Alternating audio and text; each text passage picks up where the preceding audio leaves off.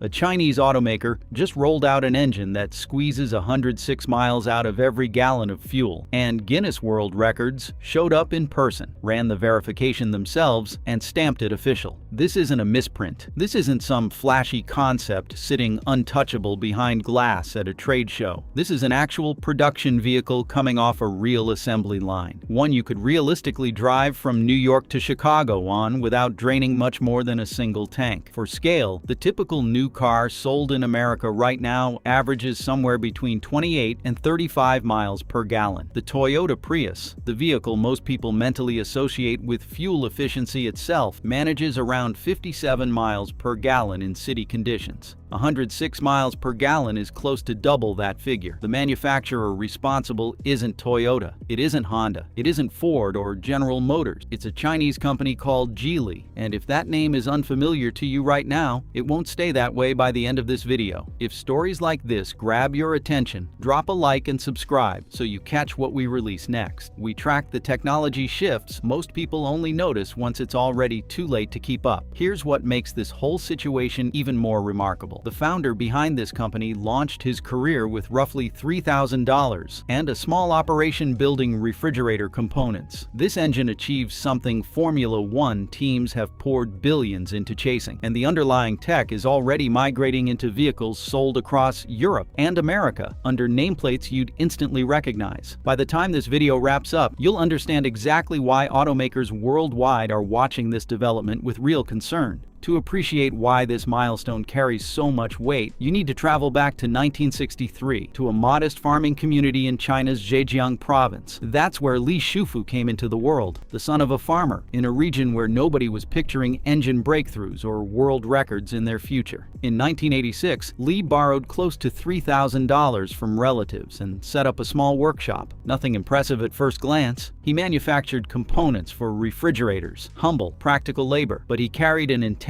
drive toward building things, along with a trait that would shape his whole career going forward. He never gave up. By 1994, he'd shifted into motorcycle production. Then, in 1997, he dropped an announcement that had people rolling their eyes. He declared he'd build automobiles. He had no background whatsoever in the car business, no manufacturing setup suited for it, no engineering credentials, no serious backers, no connections within the industry at all. When journalists questioned him about how challenging automaking really was, he supposedly brushed it off, comparing a car to little more than 4 wheels bolted to a couple of sofas. People assumed he'd genuinely lost touch with reality. Veteran industry figures dismissed him outright. He kept going anyway. In 2001, his company, Geely, earned the distinction of becoming the first privately held Chinese firm ever granted a license to build cars domestically. That was already a landmark achievement, yet Li was far from finished. In 2007, he sent a formal letter to Ford, proposing to purchase Volvo. Ford didn't even respond. He traveled to the Detroit Auto Show in 2008 and pitched the idea face-to-face. Ford turned him away a second time. Undeterred, he returned in 2009 with a stronger case, sharper preparation, and unmistakable determination. By 2010, the farmer's son from Zhejiang had walked away from Ford's corporate offices, having acquired Volvo outright for $1.8 billion. The reaction worldwide was disbelief. Nobody expected this outcome. Volvo carried decades of European heritage and prestige, and here was a Chinese newcomer with essentially no track record simply purchasing it. Li's ambitions didn't stop there. In 2018, he picked up close to 10% ownership of Daimler, Mercedes-Benz's parent company, becoming the largest individual shareholder in one of the world's most prestigious luxury automakers. Take a moment to consider that. The boy from a rural farming town who was mocked for even suggesting he could manufacture cars ended up holding the biggest individual stake in Mercedes-Benz. These days, Geely Group's holdings include Volvo, Polestar, Lotus, Lynk & Co., and additional brands spanning several continents. The relentless drive is genuine, the collection of companies is vast, and that same engineering ambition is precisely what produced the engine we're about to examine. Before getting into the engine's specifics, though, it's worth understanding the problem it addresses, since that background makes the achievement land with far more impact. Electric vehicles vehicles were supposed to be the tidy, effortless solution to everything. And in plenty of respects, they genuinely represent thrilling technology. But actually, owning one day today has proven trickier than what advertising campaigns suggest, and the shortcomings have been surfacing for some time now. Consider charging first. Commercials portray it as seamless. Pull in, plug in, walk away. In practice, though, even the quickest chargers currently on the market still require 20 to 40 minutes of waiting just to reach 80% capacity. That's not a quick fill-up. That's practically a full meal, an entire streaming episode, a small annoyance solo, but a genuine hassle with restless children in the back seat and somewhere to be.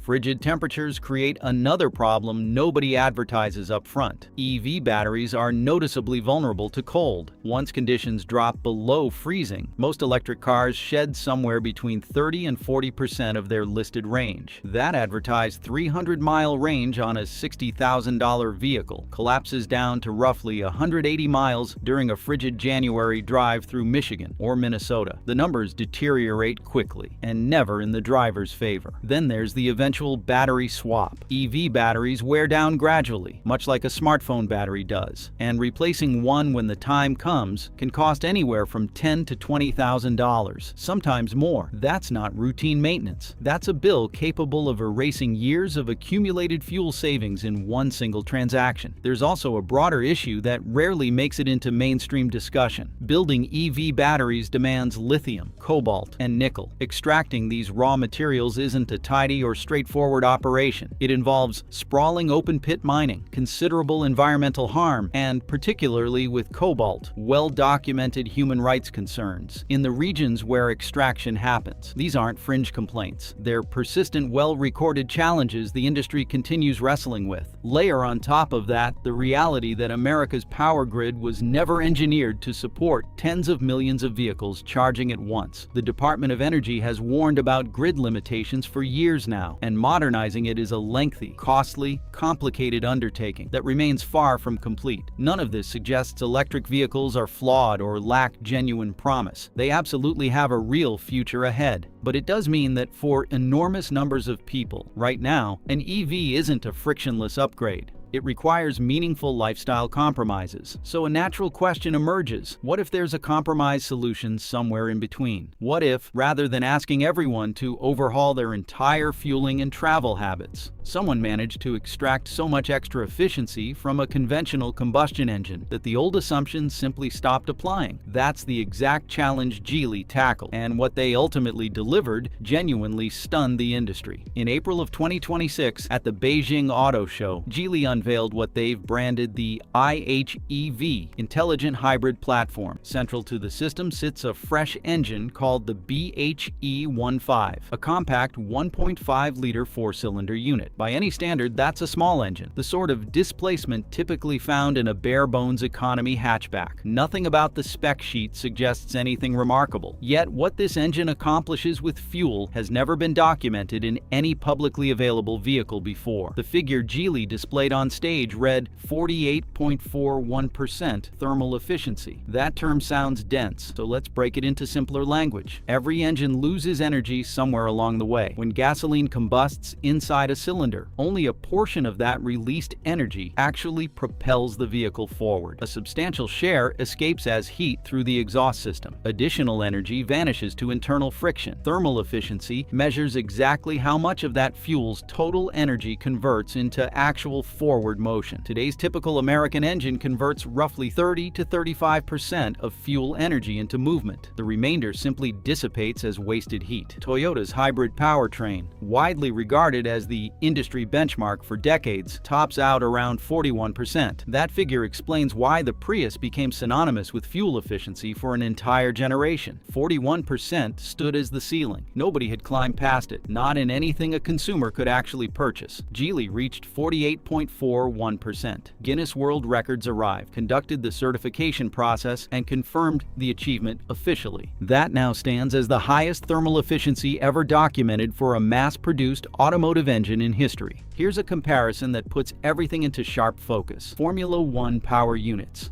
The most technically sophisticated, most expensively developed combustion engines humanity has ever produced, operate around 50% thermal efficiency. Racing teams spend hundreds of millions annually chasing marginal improvements to that figure. Geely's engine, sitting inside a car any regular buyer can drive off a lot, now sits within 2 percentage points of an actual Formula One unit. That's not merely notable. That's an entirely separate tier of accomplishment. Still, an efficient engine performing well under laboratory conditions only tells part of the story. What happens once it's actually installed in a car and driven on real roads? Geely combined the BHE15 with a 308 horsepower electric motor, then linked the entire setup to an AI-based energy management system that constantly reads driving conditions and determines moment to moment how the engine and motor should divide the workload. The outcome is a hybrid system extracting every bit of value from fuel with precision that simply didn't exist previously. Engineers took the production model, the Geely Galaxy M8 Grand Sedan, to a closed testing facility in Hainan, China, and put it through a standardized efficiency evaluation. The measured result came out to roughly 2.2 liters consumed per 100 kilometers, which converts to 106 miles per gallon using American measurement. Guinness independently confirmed that figure as well, separately from the engine efficiency certification. Two distinct verified world records from one single vehicle program. Let's translate 106 miles per gallon into something more tangible. A standard vehicle carrying a 15-gallon tank and averaging 30 miles per gallon delivers roughly 450 miles before requiring a refill. That identical 15-gallon tank at 106 miles per gallon delivers close to 1,590 miles of range. Picture driving from Los Angeles all the way to Denver, then turning around and covering most of the return trip, all on a single fill-up. The comparison that really cements this, though, involves Toyota's own attempt at something similar. Back in 2024, Toyota drove a Prius from Los Angeles to New York specifically to showcase real-world hybrid efficiency, a meticulously orchestrated demonstration of their finest technology. They averaged 92.9 miles per gallon across the entire route, and automotive publications genuinely praised the effort. It was a legitimately strong result. Geely surpassed that figure by more than 12%, and not using a customized prototype or a carefully tuned show vehicle, but with an ordinary sedan straight off the production line. Geely's spokesperson, Victor Yang, addressed the press directly, stating their technology would decisively outperform Japanese hybrid engineering, a pointed reference toward Toyota and Honda, brands that have dominated hybrid conversations for 30 years running. That's a confident claim to make publicly, but stack 48.41% against Toyota's 41, and stack 106 miles per gallon against 92.9, and the figures genuinely support it. What makes this development even more consequential is that Geely isn't operating in isolation. Hybrid engineering across China as a whole has advanced in ways most observers in America and Europe haven't fully grasped yet. Geely's record-setting engine is extraordinary, but it didn't emerge from a vacuum. While global automotive coverage has largely centered on electric vehicles, Chinese manufacturers collectively have been making swift, simultaneous progress in hybrid engineering that amounts to something far larger than any one company's individual accomplishment. BYD, the manufacturer that already overtook Tesla in worldwide EV sales, launched its fifth-generation hybrid platform back in 2024. It doesn't match Geely's record-breaking efficiency figure, but it still comfortably exceeds anything Toyota or Honda currently offers. More impressively, BYD's hybrid lineup can cover a combined 2,100 kilometers using one tank and one charge together, over 1,300 miles without a single refueling or recharging stop, comparable to driving non-stop from Miami to Boston on a single fill-up and charge. Aito, a nameplate largely unknown to American consumers, achieved 45% thermal efficiency in its L7 sedan. Changan, SI, GAC, Chery, and Great Wall have collectively released vehicles boasting combined ranges beyond 2,000 kilometers within roughly the past 18 months. None of these are speculative concepts waiting in a design studio. They're already available for purchase today. Meanwhile, Toyota and Honda's flagship hybrid systems remain around 41% efficiency. Ford, General Motors, and Stellantis are largely still working with engines that haven't reached even 35%. That divide between 35 and 48% isn't a modest competitive gap. It represents a leap across generations, comparable to the jump from an old tube television to a modern flat panel. The underlying engineering has has advanced into an entirely separate class. Here's why this matters directly to drivers well beyond China's borders. Geely's business extends far past domestic sales alone. Geely owns Volvo, it owns Polestar, it owns Lotus. It maintains a joint venture with Mercedes-Benz producing smart-branded vehicles. And through a powertrain licensing arrangement called Horsepowertrain, Geely makes this engine technology available to other manufacturers globally. That guarantees the BHE15 engine and the broader IHEV hybrid platform won't remain confined within Chinese borders. This technology is already being incorporated into Volvo's future vehicle lineup. It'll surface in European models within a few short years. Eventually, it'll reach American showrooms wearing badges consumers already recognize and trust. Engineering choices happening right now in Hangzhou will ultimately dictate what sits under the hood of vehicles sold throughout Los Angeles,